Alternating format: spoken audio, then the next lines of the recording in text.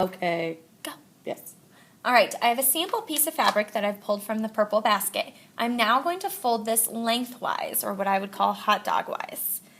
I am going to use the folded side as my edge when I'm practice stitching.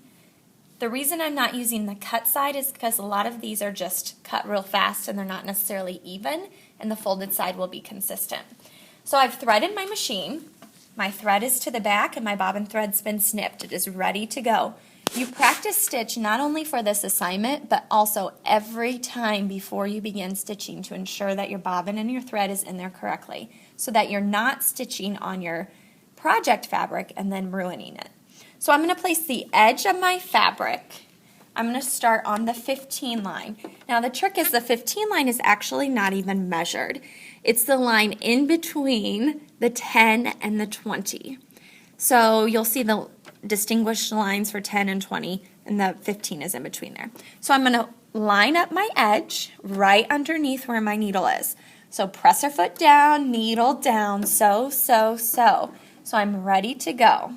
I'm starting right at the top of my fabric. Do not start in the middle and don't start off of your fabric. That can cause problems. Start right at the beginning, as close as you can get.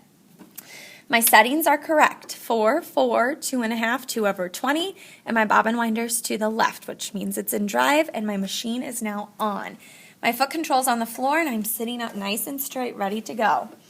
All right, so I'm going to begin. Remember, nice light touch. Don't hold your fabric tight, or else your fabric will get loops on the back side.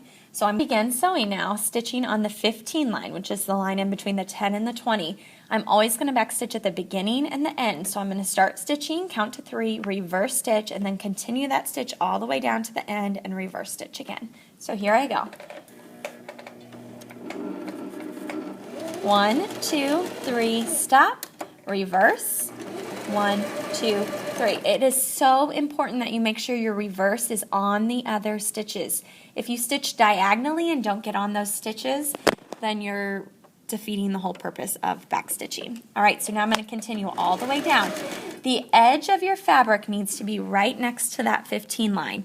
That is what your goal is. Keep the edge of the fabric against the 15 line. You want a nice straight line as you're sewing. So a nice light touch. Keep the edge of the fabric next to that line.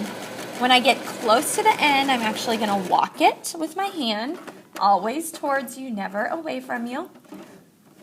Walk it. Do not go past the end of your fabric. If you go past the end of your fabric when you walk it, you will actually knot it when you go to reverse stitch. So go as close as you can without getting to the end. I'm now going to reverse stitch. 1, 2, 3, stop. Continue back over those same stitches that I just had and walk it to the end. Leave my needle up, lift my presser foot, pull my fabric out. I'm then going to clip the stitches. You want to make sure you leave a tail. You should at this point have 2 pieces of thread, one from your top thread and one from the bobbin. Always make sure you leave a long tail so that you don't have to restitch whenever you go in to do your next line. After you pull that out, you're then going to clip your stitches as close as you can without clipping your fabric or the thread.